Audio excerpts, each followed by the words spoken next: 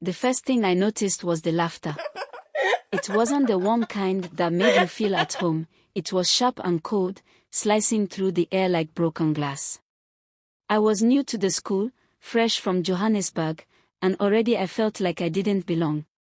My uniform was spotless, my hair braided neatly by Mama that morning, and my school bag still smelled like the shop where we bought it. But none of that mattered the moment they saw me. "Why is she so dark?" someone whispered loudly enough for the whole group to hear. "Look at her. And that accent. Where is she even from?" another voice chimed in. The giggles that followed felt like tiny needles pricking my skin. I didn't know whether to run or cry, so I just stood there, frozen. That was my first day at Hillside High School in Cape Town. I moved here with my family just a week ago. Papa had gotten a new job, and we had packed up our lives in Johannesburg to start over. But I wasn't sure if this was starting over or starting a nightmare. For the rest of the day, it felt like my every move was being watched. In class, I could feel their eyes on me whenever I raised my hand or tried to participate. Even the teachers, though polite, seemed distant. I'd never felt so out of place before. Johannesburg was a city filled with people from everywhere, and no one cared about things like accents or skin tone. But here, it was different. I was different. At break, I found a quiet spot under a tree near the edge of the schoolyard. I opened the lunch Mama had packed for me and tried to focus on the food. But the moment I unwrapped the chicken stew and dumplings, I heard a snicker behind me. "Ew, what's that smell?" a girl's voice said. She wasn't even trying to be subtle. "Probably something weird from Venderland," another voice added. They all laughed again. Tears burned at the back of my eyes, but I refused to let them see me cry. I quickly wrapped up my lunch and pretended to look at something on my phone, even though the screen was off. The rest of the break passed in agonizing silence as I waited for the bell to save me. That night, I couldn't sleep. The words kept replaying in my head. Why is she so dark? What's that smell? I'd always been proud of my heritage, of being Venda. Mama and Papa had taught me the importance of our culture, our language, and our traditions. But now, for the first time, I felt ashamed. I hated that they made me feel this way, but I didn't know how to stop it. By lunchtime, I already felt like I had a target on my back. Every corner I turned, there were whispers, giggles, or just plain stares. I carried my lunch tray to the farthest corner of the cafeteria, hoping no one would notice me. But, of course, they did. "Hey, Venda girl. Is that pap in your lunchbox?" a boy shouted across the room. His friends burst out laughing. I ignored him, pretending I didn't hear. But my hands shook as I opened my lunchbox. Mama had packed my favorite, chicken stew and dumplings. I wasn't sure if I could eat it anymore. "Don't mind them," a soft voice said. I looked up and saw a girl about my age with a kind smile. She had caramel skin and big brown eyes. "I'm Tandy," she said, sitting down beside me. "They're just bullies. Ignore them." I nodded, though my chest still felt heavy. Tandy's presence was comforting, but it didn't stop the laughter echoing in my ears. Over the next few days, Tandy stuck by me. She introduced me to her friends, Sile and Nomsa, who were just as kind and welcoming. For the first time since I arrived, I felt like I could breathe. They didn't care about my accent or my heritage. In fact, they were curious about it. "So, what's it like being Venda?" Nomsa asked one day during break. "I don't think I've ever met anyone from your culture before." I hesitated, unsure if this was another setup for mockery. But when I looked at her, I saw only genuine curiosity. "It's beautiful," I said, my voice soft at first but growing stronger as I spoke. "Our dances, our music, our traditions, they're all about community and celebration. My favorite is the Tekona dance. It's performed with reed pipes, and the sound it's like nothing else. That sounds amazing, Tandy said. You should teach us one of the dances sometime. I smiled for what felt like the first time in weeks. Maybe things were starting to change. Back in Johannesburg, things had been so different. I had friends who loved me for who I was. My skin, my accent, and my culture were never an issue. But here in Cape Town, everything felt upside down. At night, I lay in bed, staring at the ceiling. I missed my old school, my old neighborhood, and my old life. Mama's words echoed in my head, be proud of who you are, Lufuno. Your roots are strong, and no one can take that from you. But those words felt hollow now. I started to wonder if I should try to change. Maybe if I spoke differently or dressed like the other girls, they'd stop teasing me. But deep down, I knew that wasn't the answer. I didn't want to lose myself just to fit in. One evening, as I helped Mama prepare dinner, I decided to talk to her about it. Mama, why do people hate what's different? I asked, chopping onions as she stirred the pot of stew. Mama paused, her face thoughtful.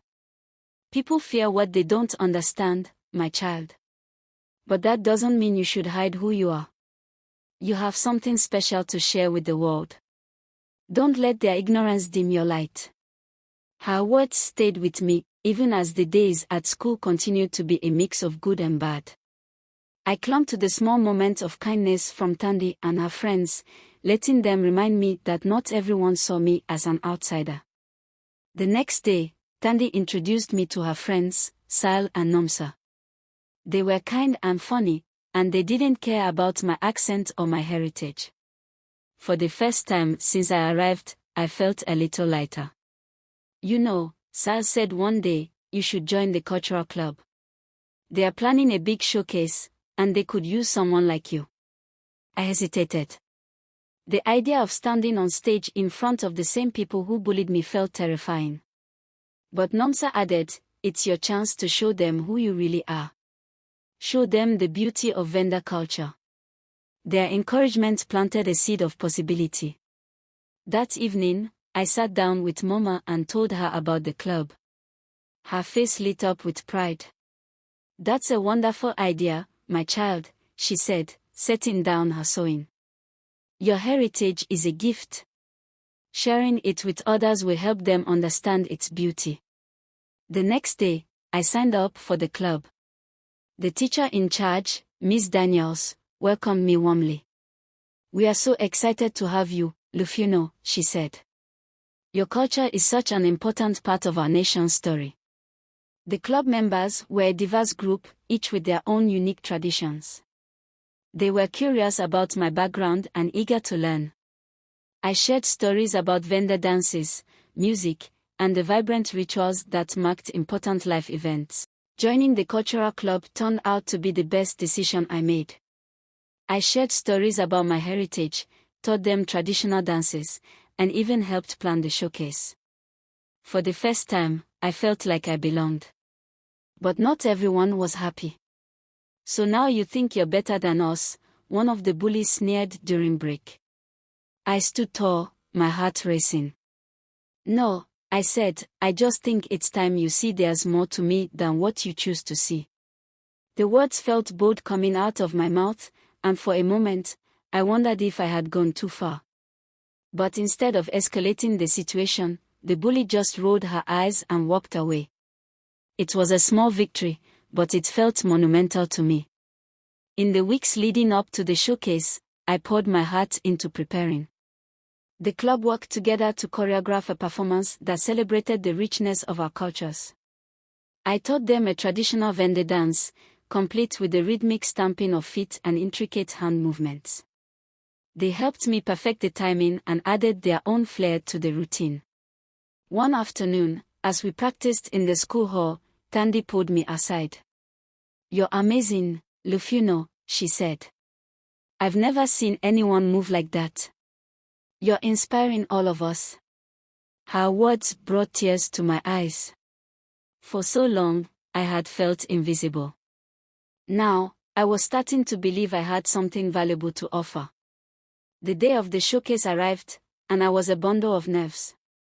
But as I stood backstage, surrounded by my new friends, I felt a sense of pride I hadn't felt in a long time. When it was our turn, I stepped onto the stage, my traditional vendor attire shining under the lights. As I danced, the music and rhythm took over. I forgot about the bullies, the whispers, and the stares. At that moment, I was just feeling proud, strong, and unbreakable. The audience erupted into applause as we finished our performance. I scanned the crowd and saw Mama and Papa sitting in the front row, their faces glowing with pride. For the first time since moving to Cape Town, I felt like I belonged. After the showcase, something shifted. Some of the students who had mocked me came up to say how much they enjoyed the performance. It wasn't a complete change, but it was a start. For the first time, I felt like I had a voice in this new place. In the weeks that followed the showcase, I noticed a change in the way people treated me. The whispers and giggles didn't disappear entirely, but they became less frequent. More students started talking to me, asking questions about my culture and sharing their own stories. One day, during a history lesson, our teacher asked if anyone wanted to share a personal story about their heritage. I hesitated at first, but then I raised my hand. "I'd like to share something," I said. I told the class about the Tekona dance and its significance in Venda culture. I explained how it brought communities together and celebrated unity. As I spoke, I saw heads nodding and faces lighting up with interest. For the first time, I felt like my voice was being heard. The success of the showcase gave me new confidence, but it also brought new challenges. Some students were curious and respectful, asking genuine questions about my culture.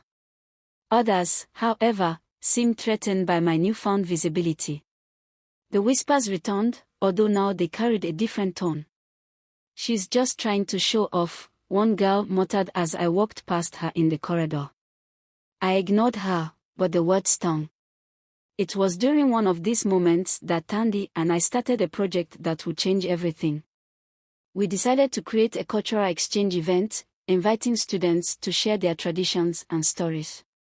It wasn't easy. Convincing the school administration took weeks of meetings, and there were plenty of students who were skeptical about the idea. But slowly, we gathered a group of supporters who believed in the project as much as we did. The event was scheduled for the end of the term, giving us just enough time to prepare.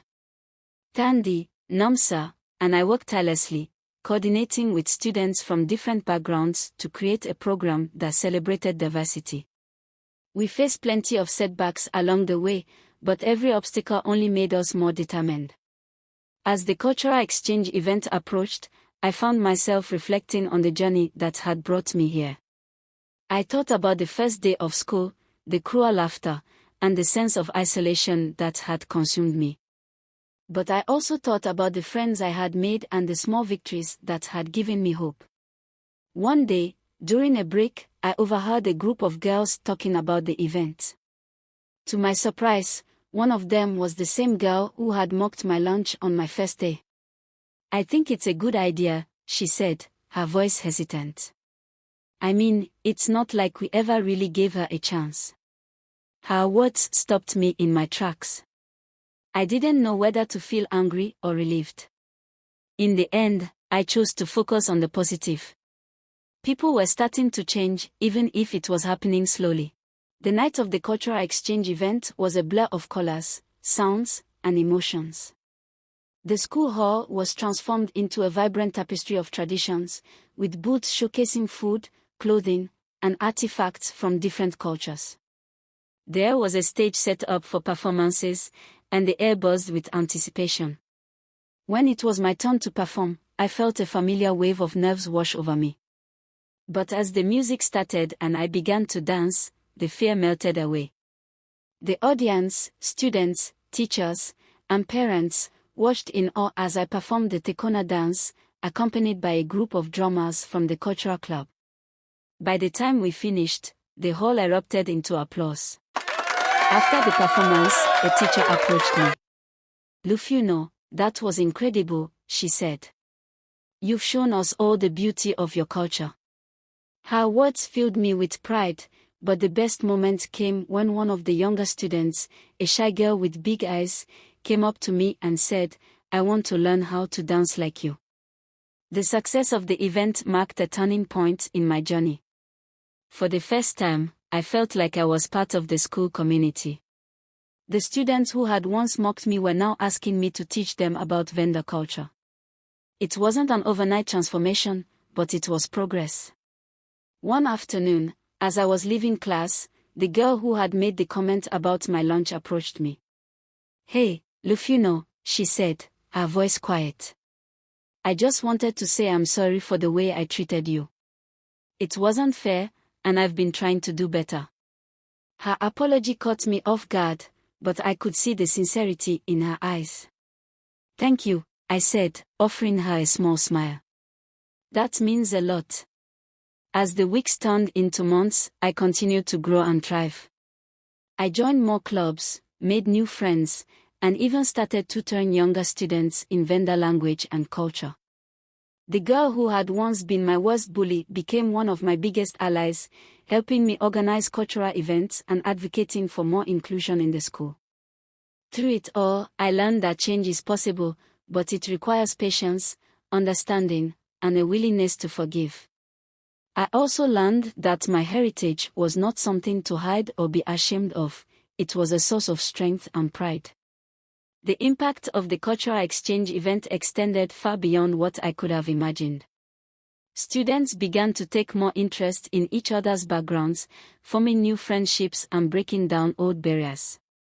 The school even introduced a new program that incorporated lessons about South Africa's diverse cultures into the curriculum. One day, as I walked through the schoolyard, I saw a group of younger students practicing the Tekona dance under the guidance of one of my friends from the cultural club. It was a moment of pure joy, and it reminded me of how far we had come. Looking back on my journey, I realized that every challenge I faced had shaped me into the person I was meant to be. Moving to Cape Town had been difficult, but it had also allowed me to grow, to learn, and to share my culture with others. As I prepared to graduate and move on to the next chapter of my life, I knew that I would carry the lessons I had learned with me. My roots were strong, and my branches were reaching for the sky. In the end, I found joy not only in my identity but also in the connections I had made. And I knew that no matter where life took me, I would always be proud to call myself Lufuno.